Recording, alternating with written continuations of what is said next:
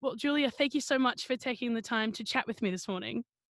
Terrific to be with you. Thank you. So, I wanted to start with the work of the Global Institute for Women's Leadership at the King's College in London, which you work with a lot. Why was it founded and what do they do? It was founded basically because there is a gap in the global knowledge base about how to make a difference for women coming through their careers into the upper echelons and into leadership. And this gap became apparent to me when I left politics and I sat down to write my first book called My Story, which was about my time in politics. And I wanted to write really thoughtfully on the question of gender. And to do that, I didn't want to just, write a narrative about this happened to me, this happened to me. I wanted to look more broadly at what was known about the way that people perceive women leaders, how much of that's still done through the prism of gender, what can we do to change all of that. And when I looked around at what's out there in the research base, there's some incredible material, no doubt about that, but there's some still very big gaps and holes in the evidence space. We don't know everything we need to about how gender impacts leadership, and we certainly don't have the complete toolkit about how to change it. And so I was invited to go to King's College London for a visiting professorship. And when I was there, I put to them the idea that, look, I think there is genuinely this, void to be filled. Could we work together and do that? And that led to the creation of the Global Institute for Women's Leadership. Yeah. And you've kind of already answered this, but I thought I'd put it out there again anyway.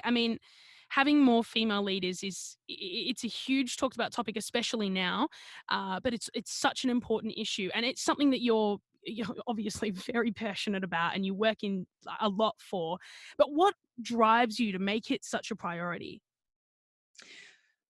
Well, firstly, I've always been energised by the feminist cause. Would have described myself as a feminist, continue to describe myself as a feminist, but would have first started describing myself as a feminist when I was a university student way back when. So that's quite a long time ago now. And it's always been of concern to me that we continue to live in a world where men and women have differential chances and opportunities in life, that we don't live in a gender equal world. And against that backdrop of always wanting to make a difference for women and women's equality, my own experiences at a leadership level have sort of very much embedded in me that this is a cause that I can make a contribution to. I've had a unique insight because there are so few women leaders in the world. There aren't too many people who can say, I've lived it, I've been there, and now I want to make a contribution to the journey of change. So between my broad belief in feminism and the very specific life experiences I've had, it's come together to really propel me into this work with the Global Institute for Women's Leadership. Yeah, in Australia, the only woman to be so high up as well. So that, take unique and then make it uniquer. Well done.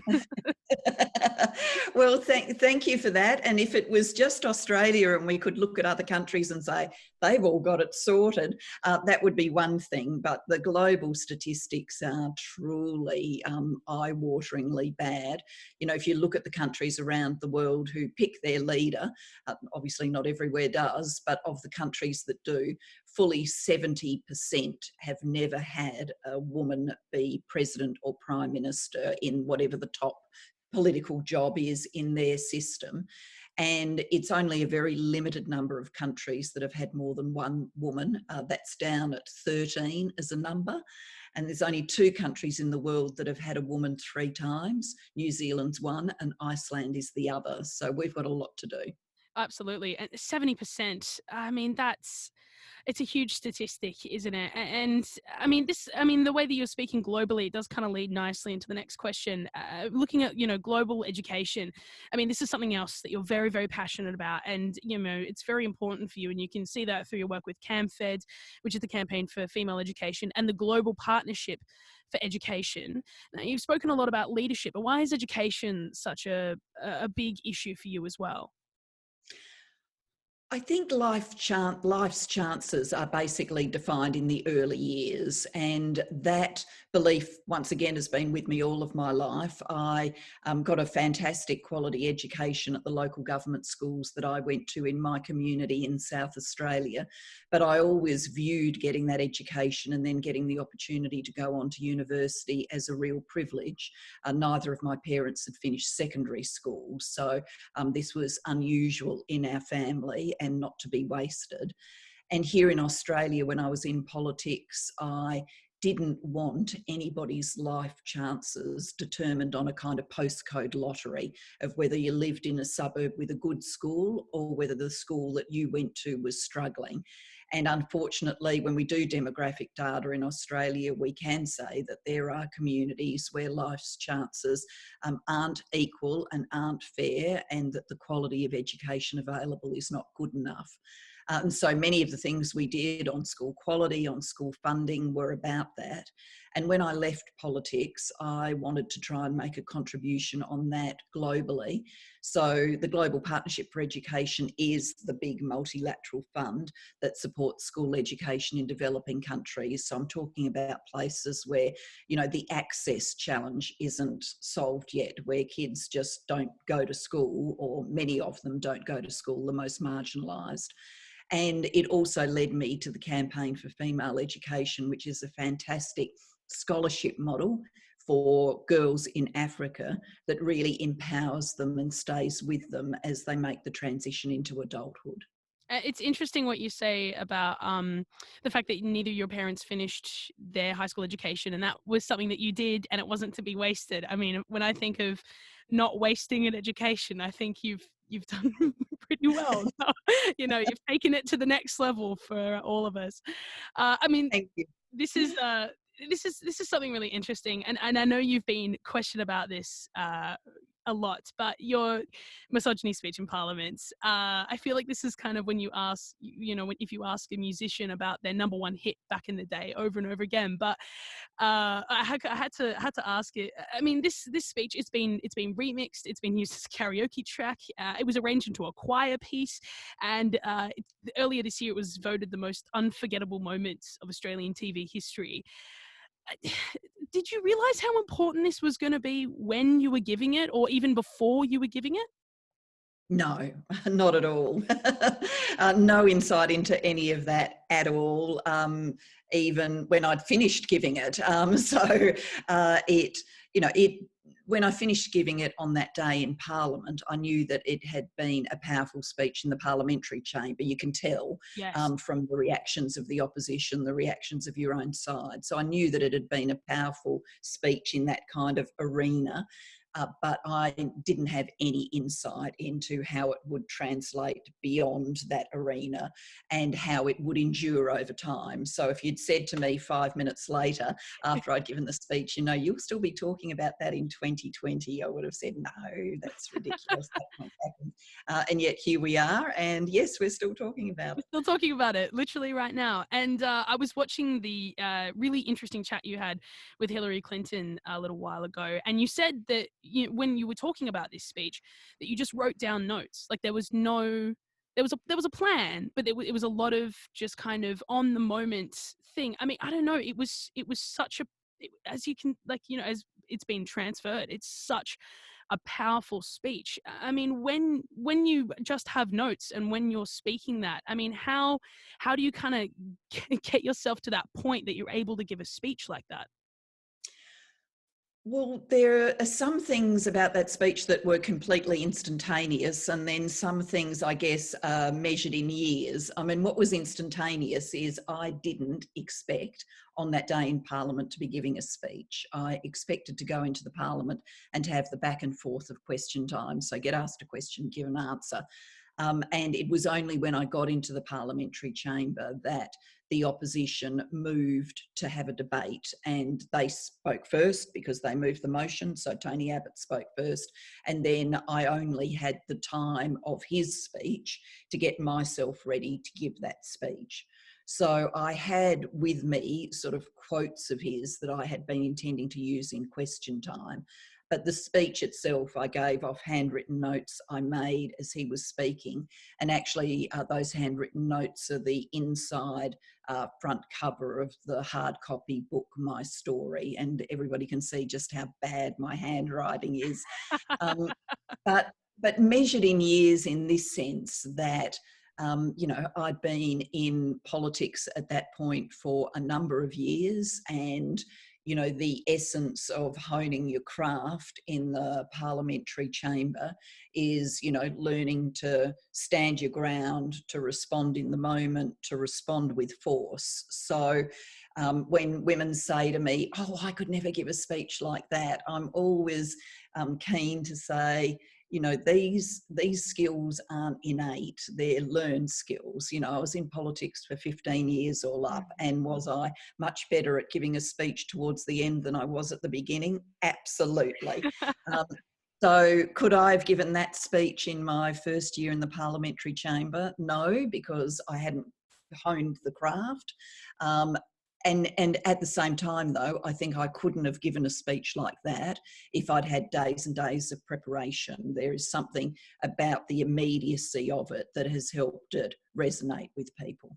Oh, absolutely. And that's something that I've always kind of found so inspiring about that particular moments of your career, because there are so many speeches and there's so many speech makers and so many speech writers, and in 8 years this is the speech that you made that we still talk about. And yeah, I think that's exactly right. The immediacy and the passion that comes from that is amazing. Yeah. So I wanted to talk about your book very briefly that you recently released, Women in Leadership. Amazing book. Most people I know have it, or it's on their Christmas list, or they're trying to download it on Audible or something like that. And there are a bunch of different incredible things that you can take from that book. But I wanted to talk about the really strong message toward the end of the book, which is be aware, not beware. I was wondering if you could tell me a little bit about that. Yeah, when I decided with my co-author, Ngozi Okonjo-Iweala, that we were going to write this book, one of the things that we were very concerned about, thoughtful about, is we knew that we would be examining leadership from the dimension of gender, and we knew that meant that we'd be putting in all sorts of statistics like the one we've discussed today, which would depress people. We would be putting in all sorts of psychological research, which would mean people would know more about how people view women leaders, and a lot of that is not good news. And we, in knowing that, didn't want the message of the book to be a negative one. We ultimately, both Ngozi and I, are big believers that we want women to go for it, to go for leadership, whether that be politics, business, the media, civil society, the law, technology, whatever area of life is the pathway you want to walk. We want women to aspire. And so to reinforce that at the end of the book, we talked about being aware that your leadership will still be viewed in today's world, and likely for a number of years to come, with gender at the forefront of how people see you. But don't be put off. Don't beware. Don't say to yourself, oh, because of that, I'm not going to do it. Instead, do it, but perhaps war game in advance what these things might mean and the strategies for dealing with them, so that you are never blindsided at any point. Yeah, it's a great message, I think, for life. I don't want to be cheesy, but I mean, it is kind of like a nice, there's something really nice that kind of resonates with, going forward for life, being prepared, but not being terrified of not moving forward, I think. Yes, and you know, we do in the book actually look at research about role modelling, and you know, our concerns were rational ones. They were inherent to us, but the more we looked at the research, the more it struck us that unless you get this role modelling and messaging right, you can put people off. So the research on role modelling definitely says that if a woman leader speaking to other women to encourage them basically says, oh, you know, I've never had any troubles, I've always been able to get it together, none of this has ever worried me, then the women listening to her will be put off because they'll say to themselves internally, she's superwoman, like I could never be like that. But by the same token, if the woman comes along and says, you know, it's really hard, it's really brutal, it's really destructive, then the women listening will be put off because why would I want to go into that game? And so for us, actually talking about the joys, the privileges of leadership, the things that you get to do, we wanted to make sure we put a big spotlight on that, as well as helping women think in advance about how they're going to deal with the gendered bit.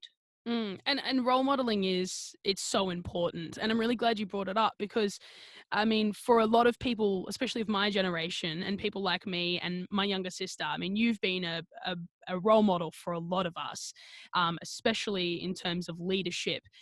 And I wanted to know, is there a role model for you? I mean, especially when you were first starting out, that you kind of looked up to the way that we kind of look up to you in a way. There certainly was. I was at that stage in Victoria, so I grew up in South Australia, but I moved to Melbourne because I became ever more involved in the student movement, and I ended up vice president, then president of the Australian Union of Students. And through all of that, I got to know a young man, also a university student called Dave Kerner. And lo and behold, his mum was Joan Kerner, who went on to be the first woman to lead the state of Victoria. So I actually had a kind of ringside seat for the things that happened to her. You know, I knew her personally. It wasn't just watching a politician on a far stage, but because of this connection with Dave, I knew her and I knew the family. And so that was a real privilege and made a very big impact on me. And she sort of stayed a very big part of my life for the rest of her life. Yeah, wow. That's I mean, what an amazing like personal connection to have, especially like in terms of like leadership as well. I think that's kind of all fell the right way in a way. It did. It did. It was. I mean, Joan and you know the women who were leading the way in Australian politics, I guess, were always going to be role models for me. But I was especially lucky that I had this personal connection. We kind of touched on this a little bit earlier with your book, but so you're the chair of Beyond Blue, and I wanted to know what was it about your time in Parliament and previously that made mental health such a priority issue for you? Well, that goes right back to my early days here in Adelaide growing up. My father was a psychiatric nurse, and so talking about psychiatry, psychology, mental illness was just inherent in our household because it was Dad's job, you know, and you'd have all of the usual conversations you have about how was work today, but his work was in a mental health hospital. Mm. So you know, fast forwarding the clock, when I was in Parliament, then, you know, in the Labor Party, in the Shadow Ministry, I was Shadow Minister for Health for a period, and we announced Labor's first ever mental health plan. The government in that election campaign after us also announced a mental health plan. So I'd had this connection with the issue of mental health and mental health coming to the policy forefront. When we're in government, we tried to make a difference to mental health, but I knew that there was much more that needed to be done. So when Jeff Kennett approached me and the opportunity came to chair Beyond Blue, I thought that's a perfect fit for me with that history, and knowing that, you know, there's growing community awareness, which is fantastic, but that also means that there's growing community need for services. Beyond Blue itself provides services. We innovate to show what could be done to better the mental health system, and we advocate for change in the system. So I'm doing that work with the team at Beyond Blue now. And of course, during this COVID pandemic era, the focus on mental health and the need for services has been almost more than any other time I think people can remember. Oh, absolutely. And that was what I was going to ask you. I mean, that we've had, you know, we're in a pandemic. There's and there's kind of been this other pandemic as such of mental health. And that was predicted by experts when as soon as the suggestion of lockdown came in. But I was wondering, you know, from your experience of working so closely with of chairing Beyond Blue, and then also having this connection with a deeper understanding of mental health for your whole life, really. How do you think that the last 8 months is going to kind of affect our concept, but also maybe our experience of mental health and mental health services in Australia? I'm hoping that there are some things we can take beyond the crisis, which will actually give us a better outlook on mental health and a better system of service provision. I mean, one thing that I'm thankful for is that we are all talking about mental health. I mean, I genuinely think if this pandemic had happened, 10, 15, 20 years ago, that people would have been talking as much as we are about the physical health crisis, but we would not have been talking about mental health in the same way. So that reinforces in me that a lot has changed, that people are much more open about talking about mental health, much more thoughtful about their own mental health, and the fact that people are reaching out in record numbers to Beyond Blue support services shows that people are not only having the conversation, they're prepared to take positive action to safeguard and support their mental health. I hope we take all of that with us, informed by how much attention we put on it during the days of the pandemic. And then I'm also hoping we take with us what we've learned about telehealth services. Beyond Blue for a long period of time has been advocating for more service provision using technology. The workforce, the clinical workforce that deals with mental health tends to be in our big cities. It can be hard for people to get services in the outer suburbs, in regional towns, in the rural locations. And we've been saying in a country like ours, telehealth has to be part of the solution. And now it's demonstrated it can work, it is working. So that, I think, needs to be part of the future. So hopefully some positives to take out of such a big year. Yeah, it's been a big, and it's still in progress, a big hard year. And for so many people, this will be remembered as a time of grief, of anxiety, of huge economic loss. So there's a lot of tough things for people to get through, but hopefully we can take some lessons with us that make us, stronger for the future. Mm. There's been many things that can and has defined your career as the Prime Minister and also as a leader. But for me, and I think many others would agree with me, the thing that comes to mind is resilience. That's the first thing that comes to mind when I think of you as a leader and in your career. And, you had, to put it kind of badly, you had a bit of a rough run with, from parliamentary members to the Australian press to protesters, amongst a lot of other things. I mean, there was a lot to overcome to be able to continue on. And I wanted to know, what do you think has kind of helped you develop that resilience, and what has kept you going? What has always kept me going is a sense of purpose about, what I want to do in the world, what I want to spend my life's time doing. I was very lucky in the sense that I found that abiding sense of purpose early in my life. I went to university, I got involved in advocacy, I got involved in the cause of education, and that was always energising and sustaining for me. And so that sense of purpose saw me through the highs and the lows in politics. So for anyone, I think, knowing, what your true north is helps steady you. And for me, I did find that early. Obviously, some people take a long time to find it, but I found it early. And then in terms of resilience, I kind of think that this is a muscle you can work. It does grow stronger. You can be thoughtful about the early, smaller challenges that you face in life, about how you're going to respond, about how you're going to, get yourself back up. And if you do that time after time, then I think you can tolerate the bigger challenges and the greatest stresses. So intuitively, I think I did a lot of things that through Beyond Blue, I now see is the kind of express advice we give people about how to foster resilience. And there's no one big silver bullet. It's not if you do X, then you will always be fine in a crisis. It's not like that. It's about the small things that you can do to keep yourself healthy in a physical sense, to keep yourself rested, to have the sort of social capital, the connections, family, friends, community that can help sustain you. You've been a leader for many years now. I mean, talking about your political years, you said 15 years, and then you've gone on to continuing leadership and be very passionate. But as you said, you started your political career and your leadership career really quite early. What do you wish you knew back then that you know today?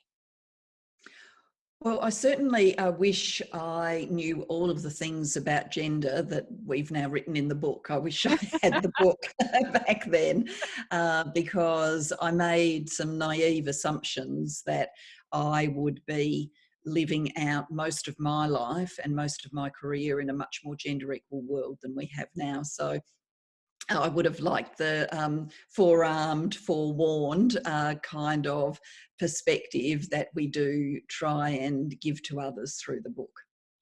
And do you have advice for young women in 2020, specifically those who are going into leadership roles in the future?